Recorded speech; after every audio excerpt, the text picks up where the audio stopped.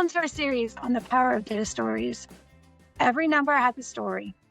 Every report answers a question, and every insight gives us an opportunity to love women more effectively.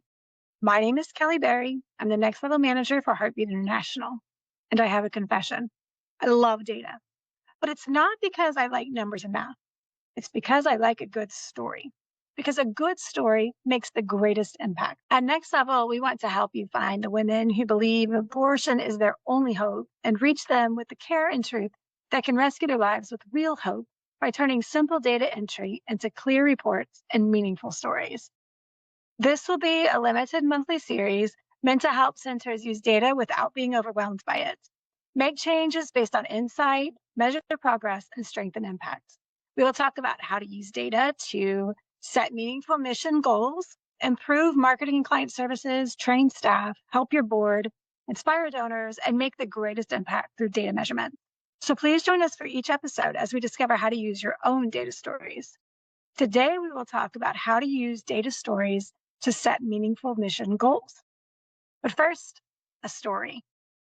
Imagine two friends at church sign up for a walking challenge. At the end of the year, friend number one proudly announces, I walked 300,000 steps. Impressive, right? Everyone applauds. Then friend number two says, that is impressive. How long did it take? Friend number one says, the whole year. That's a long time, right? 300,000 steps takes a minute.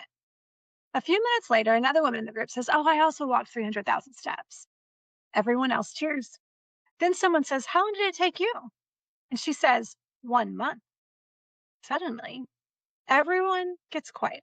They realize the impact. The number hasn't changed, but the context has. 300,000 steps in 1 year tells one story. 300,000 steps in 1 month tells a different story. We all know this, right? But then another friend asks an even better question. Did all that walking make a difference? The first woman says, honestly, not much changed.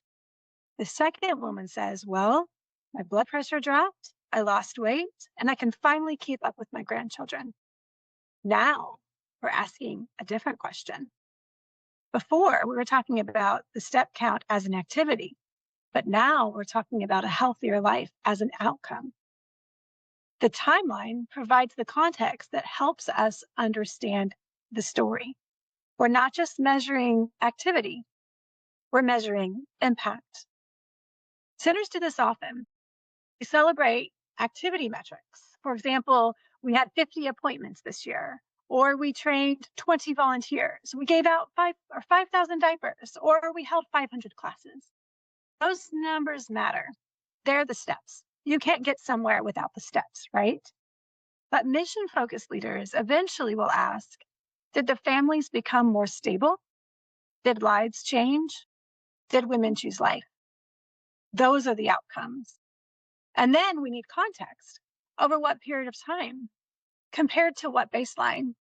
For which population? And under what circumstances? Because data without context can be misleading. And activity without impact can distract us from our actual mission. A good data story doesn't just tell us how many steps were taken. It tells us where we started, how long the journey took, and whether we actually arrived at the destination. Many centers set activity goals because activity is easier to count than impact, admittedly. But we first need to figure out what data measures our impact. First question, what is your mission statement? Many report their counts of appointments or clients, but our mission usually strives for more. For example, is your mission statement, we want as many clients as possible? Probably not, right?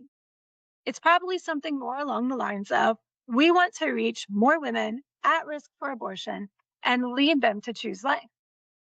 We need to measure if we're doing that, whether our efforts are helping. Activity goals matter, but mission goals should define what success really means. A strong mission goal names the population, in this case, the at-risk woman, the desired change that she chooses life, and then a time frame. You choose a time frame for the goal. The metrics should be realistic, measurable, and mission connected. So now let's figure out, how do we do that with our data? How do we find out if it's realistic? We look at a baseline. How do we measure it? We're going to look at our data and see what we can look at. And then how do we know if it's mission connected? Well, we need to see if it's reaching the audience with the impact that she's trying to reach. So first, we need a baseline.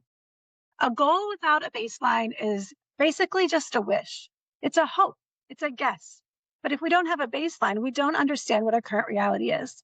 Before a center can make a change, it has to know its current reality. So to begin this process, your data should tell you your baseline, your current reality. So let's look at data.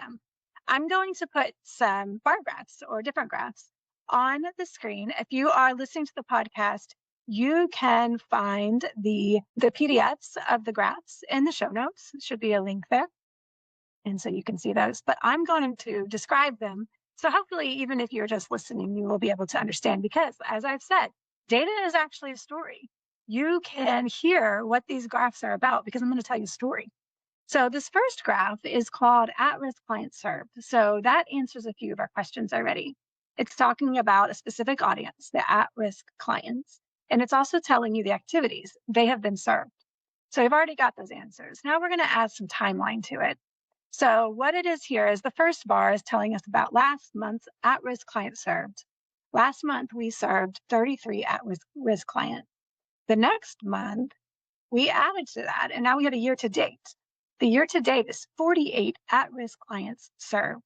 So if I use all of those numbers together and I project that forward based on that limited amount of data that I have, project it forward, I can anticipate that we will reach 275 at-risk clients and serve them by the end of the year.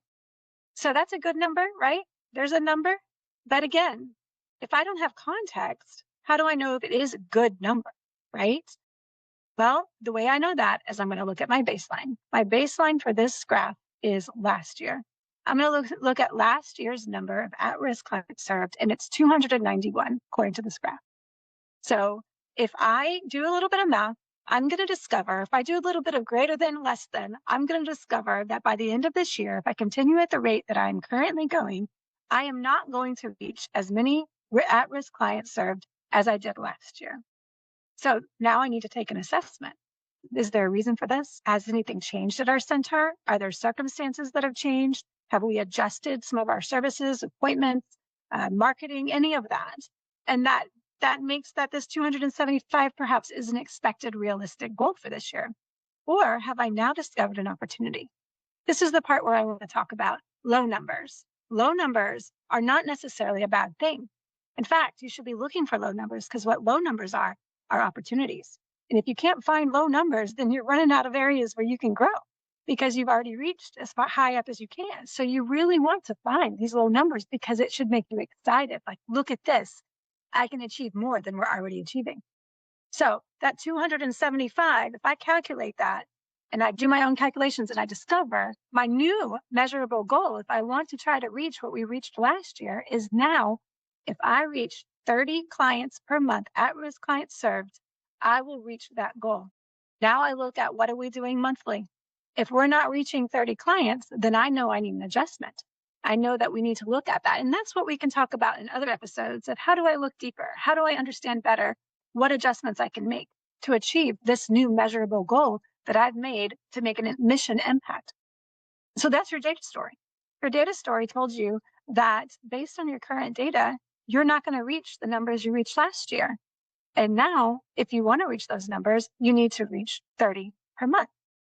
Simple, right? Isn't that great? So data stories are so fun.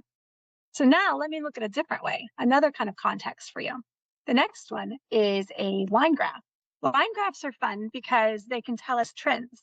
They can give us patterns over time, and they make them real obvious. Because if you're looking at the line graph that I have here, you will see obviously that it's a bit of a V, right? And if you are picturing a V in your mind's eye, you know immediately that there was a downward trend, and then there was an upward trend. That is immediately my first question is what caused the downward trend and then what caused the upward trend? Because the upward trend is obviously what we're trying to go for. So I might want to ask that question. I also might want to ask what caused the downward trend before the upward trend began. And what adjustment are we still continuing to do? Because that upward trend could be continuing. And so that our goal that adjusts our goal is if it's continuing by the end of this year, we might need to make it as high as our highest point or maybe even higher. So you need to understand your circumstances. But what is the actual data point here? That's important to first understand. Here, it's a percentage of at-risk clients. So out of 100 clients that you have, 77 of them are at-risk clients in 2024. That's a high number based on this graph. So your next question needs to be, is my realistic goal 75% where I'm currently at? Am I continuing on that pathway to where 75% is my realistic attainable goal? Or could I possibly reach to 80%? Are there adjustments that we can make to move that upwards and reach more at-risk clients than we ever have before, according to this data? So there's your data story there. Is we went down and then we changed something and it came up. And now our new goal is this based on those contexts. So that's why data stories can really make an impact at helping you reach new heights and new women and change more lives. So this is why data is so much fun. Do you see how it's a story and not just numbers and math? So what I would like to leave you with now is 2 action items. First, I want you to go look at your data and find your baseline and figure out a target based on that baseline.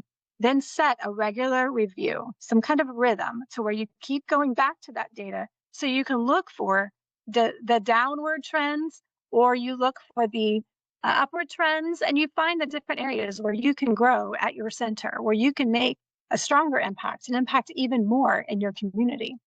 This is where the data stories become exciting. And you get to share this with all of your people, your donor, your community, your staff, your board. And this is where it actually takes major effect. So now the next question is decide what action would you need to change in order to reach that goal. So as you're regularly reviewing your impact, your mission impact goal that you've just created or you've just evaluated, is there any adjustment you can make? And that's where it gets exciting.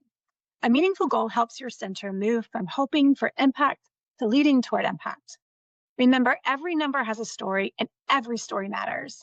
Join us in our next episode to help you use data without being overwhelmed and make changes based on proven insight, progress, and impact. I hope this has been fun. It's been fun for me. Thanks.